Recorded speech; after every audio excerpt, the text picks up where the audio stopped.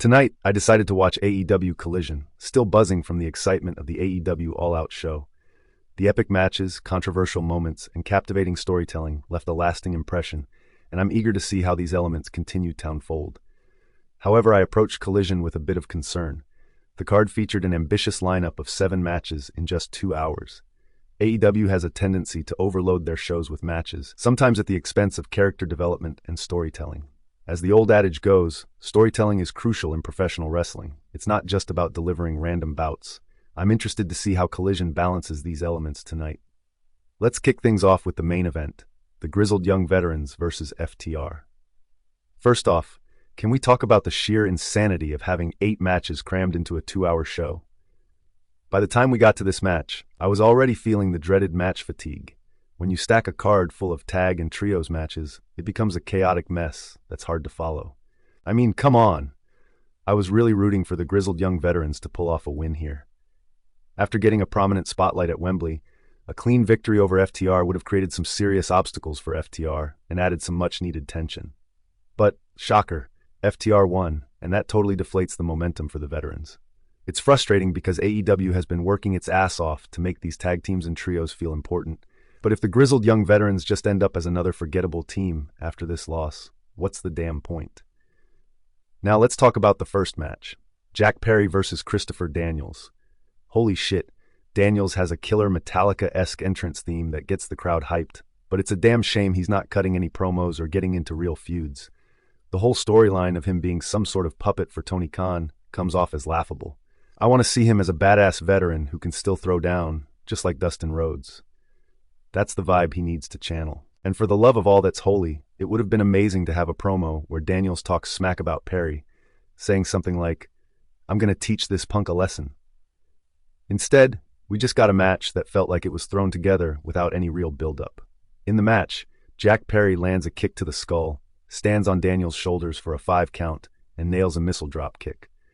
But let's be real, Daniels spent most of the match just taking a beating, which totally undermines his credibility. I wanted to see a more balanced back and forth, a true showcase of both talents. Sure, Daniels has a comeback towards the end, hitting a vertical suplex, a Death Valley driver, and attempting his Angel Wings finisher. But honestly, he's reached that point where he's not as athletic as he used to be. If he could just tap into that old-school badass energy, imagine the crowd reaction. Perry hits his knee finisher and takes the win. Then he gets on the mic, saying people who don't like him can't handle the truth, going for that enigmatic Bray Wyatt vibe. Overall, this opener was decent, but it could have been so much better if it had been a 50-50 match with some real stakes. Imagine how compelling it could have been with fewer matches to allow for proper character development and storytelling. Instead, we got a decent match that felt rushed and lacking in heart. Next up, we had Wheeler Yuta getting interviewed, and everyone was dying to know how he felt after witnessing Bryan Danielson get assaulted by his own damn trio's partners. Wheeler kept it pretty vague, saying Danielson is still recovering and doing his best, but he didn't want to spill the beans out of respect for the guy's family. I get it, but come on, a little fire wouldn't hurt. He also mentioned that Danielson taught him to channel that energy, and tonight, he was going to take that to the ring. Now, here's where my mind started to race. Wheeler had this backpack with him, and I couldn't help but think, what if he pulls a weapon out during his match with Anthony Henry? Imagine him unleashing all that pent-up rage from seeing Danielson get betrayed. That could be a pivotal moment for Wheeler, transforming him from a damn Butters-like character, just the wimpy guy in the Blackpool Combat Club, into a vicious fighter. People would start cheering for him, relating to that raw human emotion of standing up for yourself. It's a storyline that could resonate, and the crowd would eat it up. I'd love to see him face off against Claudio or Pac at Grand Slam. That would set up some exciting future matches and keep that momentum rolling. I really appreciate the focus on character development tonight. It's refreshing to hear wrestlers express their frustrations and motivations instead of just plowing through match after match. AEW is finally hitting the right notes with this storytelling approach. Now on to the next match. Mark Briscoe, Kyle O'Reilly, and Hologram versus the Beast Mortos and the Premier Athletes. Seriously, what the hell? This random conglomeration needs to step up and challenge for the trios titles, or at least have some direction. It feels like they just show up, throw down, and then vanish without any real feuds or goals. And speaking of Briscoe, he's the ROH champion, so he needs to pull double duty instead of just having random matches. Can you imagine if he faced off against Chris Jericho at Wrestle Dream for the title? That would be insane. In the match, Briscoe landed a flurry of forearm shots on the Premier athletes, and Hologram pulled off a springboard arm drag on Mortos. I'm telling you, a future match between Hologram and Ricochet would be a total show stealer. Briscoe hit this sick fisherman bomb, a hybrid of a suplex and powerbomb on Tony Nese, while Hologram executed a Canadian destroyer on him.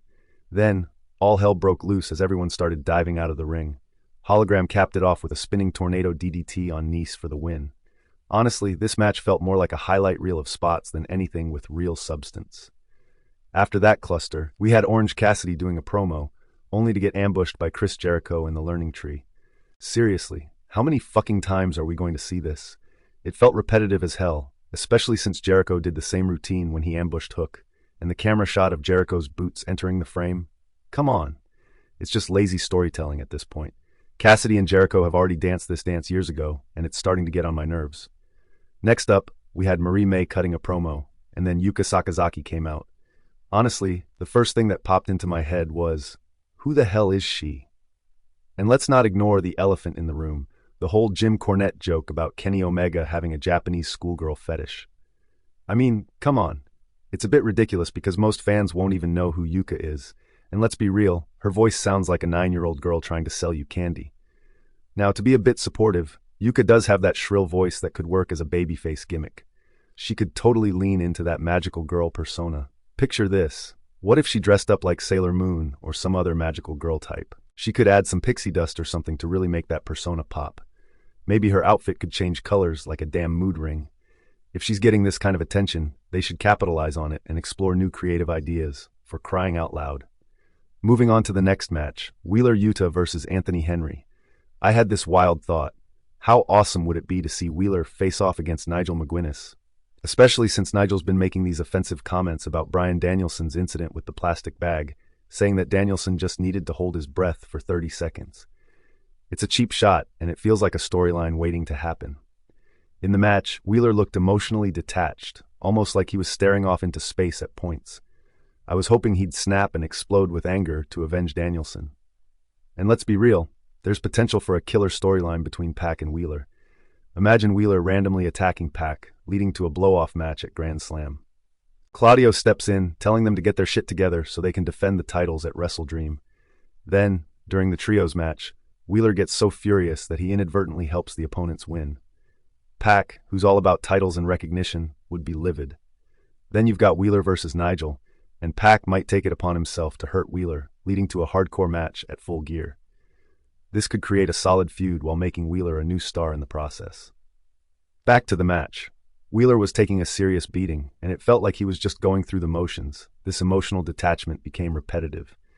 The spot where he's sitting in a chair for a breather, only to get nailed by a running knee? Ugh, that looked so choreographed and dumb. When Anthony Henry disrespected Bryan Danielson, Wheeler finally snapped, leading to his win. But here's the thing, it felt a bit controversial. I was thinking, Wheeler should have responded with the same brutality we saw at the All Out pay-per-view. What if he pulled out a plastic bag or even a staple gun from that damn backpack? Sure, it might echo the violence from All Out, but it could also be a big fuck you to all the critics who had a problem with it. Still, the way Wheeler won this match was a solid showcase of his athleticism and a nod to Danielson, showing he's a protege. But relying too heavily on violence can get repetitive, and that's a fine line to walk. Wheeler changing his character was definitely a significant moment, even if it didn't get that superstar-level pop. If he went full-on violent and crossed some lines, he might just get that reaction. But then again, it risks becoming a tired trope. It'll be interesting to see which direction they decide to take him in moving forward. Serena Deeb and Queen Aminata cut a promo together, and I have to say, I'm really digging Queen Aminata. She's truly embodying the Queen persona, but it seems like Serena is really pushing her buttons. When Queen Aminata gets upset, her dialogue shines through, especially when she emphasizes the word freaking. I'd love to see her tap into a more feisty and aggressive side, because she has the potential for a strong, commanding presence.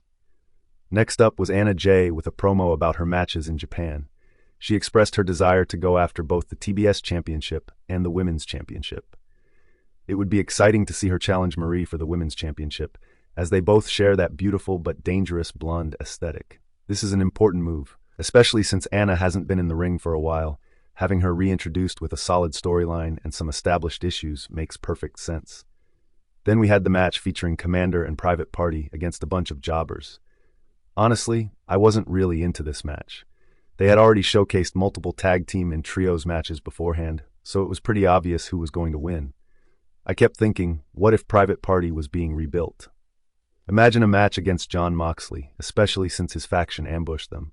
Or what if the Acclaimed turned heel and faced Private Party in a Private Party street fight? Picture a match filled with flashing lights, rainbow colors, and all the crazy nightlife vibes you'd expect, drinks, neon, the works. That could be a fun and interesting concept. But right now, Private Party feels lost without a clear direction or goals, and they've been on the roster long enough to deserve a better storyline. Next, we had Nigel McGuinness cutting a promo. Let's be real, nobody cares about Nigel, and nobody is particularly interested in his history with Bryan Danielson from 10 years ago in Ring of Honor. It's reminiscent of Michael Cole trying to have a match with Jerry the King Lawler. What would really help is if Nigel had some matches against job wrestlers on Dynamite, Collision, Rampage, and Ring of Honor to establish him as a dominant force rather than just a big game player. Also, when he was interviewed, it felt like it was recorded before fans arrived, which was jarring since there was no background audio. This made it feel even more disconnected from the live atmosphere of the show.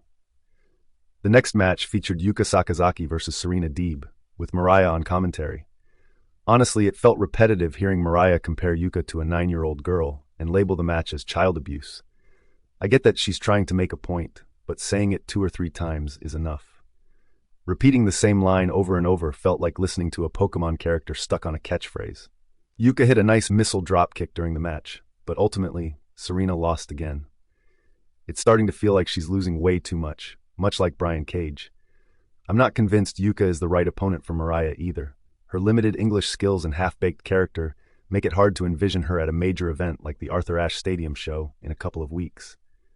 For a high-profile match, it would be better to have an opponent who can captivate the audience with strong mic skills, especially for a venue with a prominent name like Arthur Ashe, Wembley, or Madison Square Garden.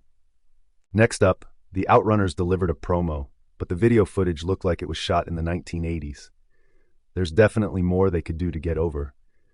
I'd love to see them challenge other teams and lean into a spoof or parody of Hulk Hogan. They could say something like, "We are the real Americans, and we fight for every man. We have nothing bad to say about black people, even though our daughters are dating them." This would be a humorous jab at Hogan's past controversy surrounding his use of the N-word and his infamous rant about his daughter dating a black man. They could also add lines like, "We work all day, we exercise all day, and then we take a shower, but we don't have a private camera in." This could reference Hogan's publicized missteps, including the scandal involving a hidden camera, all while poking fun at his attempts to portray himself as an all-American hero despite his past behavior. Top Flight then cut a promo, celebrating outside and talking about their good dinner. Meanwhile, Action Andretti expressed his frustration about the complacency around him, pointing out that many wrestlers seem indifferent after losing their championship opportunities. I really appreciate this raw and real emotion from Action. He's usually in a happy-go-lucky faction, and it's refreshing to see him want to take things seriously and push for a direction for himself and his group. The next match featured the Bang Bang Gang versus Brian Cage, and once again, I wasn't really into it. Brian Cage loses like he always does, which is starting to feel pretty stale. I wonder what happens more, Brian Cage burying himself, or Kenny from South Park dying and getting buried. It's also very juxtaposing because you have Brian Cage's dress up like Wolverine, a very badass character, and he has more muscles than have the roster, but he loses more than I do when I buy lottery tickets or when I expect my brother to take care of the roach problem in his house and wash the dishes. The penultimate match was Queen Aminata versus Robin Renegade. First of all, who the fuck is Robin Renegade? Seriously, is she just another jobber thrown into the mix? I get it, not every wrestler gets a spotlight promo, but I honestly thought she was just there to make Aminata look good. Turns out, she's been wrestling in Ring of Honor for a while, but let's be real, she's lost 38 out of 40 matches. That's like a dog chasing its tail and getting dizzy without ever catching a break. The match dragged on longer than it needed to, predictable as a bad hangover, and I couldn't muster much enthusiasm for it. What could have spiced things up? How about Serena Deeb pulling some sneaky sabotage on Queen Aminata? Picture this. Serena's lurking in the shadows, a sly grin on her face, ready to screw over Aminata and hand Robin a victory. That would have added some spice, some drama, a twist worthy of a damn soap opera. It fits perfectly with Serena's ongoing feud with Aminata. It's all about the storytelling, folks. Overall, I'm proud of AEW for slowly but surely building future storylines. Match after match with no real story or build-up is just lazy booking, plain and simple. We need to make these wrestlers mean something. People love to chatter about all the backstage drama and frustrations in AEW, so why not channel that into characters for the show? They've been inching in that direction, especially with Action Andretti airing his grievances. But we need more consistency and a damn plan for these weekly matches. The next big challenge for AEW is to set up a bunch of storylines and actually pay them off. We've got a lot of overlooked talent, and they need to showcase them not just on weekly shows, but also at major events like Arthur Ashe, the 5-year anniversary show, Title Tuesday, Wrestle Dream, and Battle of the Belts. I appreciate how they're featuring a bunch of Ring of Honor wrestlers who feel ready to graduate to Collision and eventually to Dynamite. This company needs to put in the work to identify who they have and develop those talents. Ring of Honor is a fantastic platform for wrestlers to hone their skills and gain more exposure. I'm genuinely excited about the future of AEW. There's a spark there. Hell, I'm even considering taking Saturday off from overtime just to keep up with Collision. So let's hope they keep that fire burning and give us something worth watching.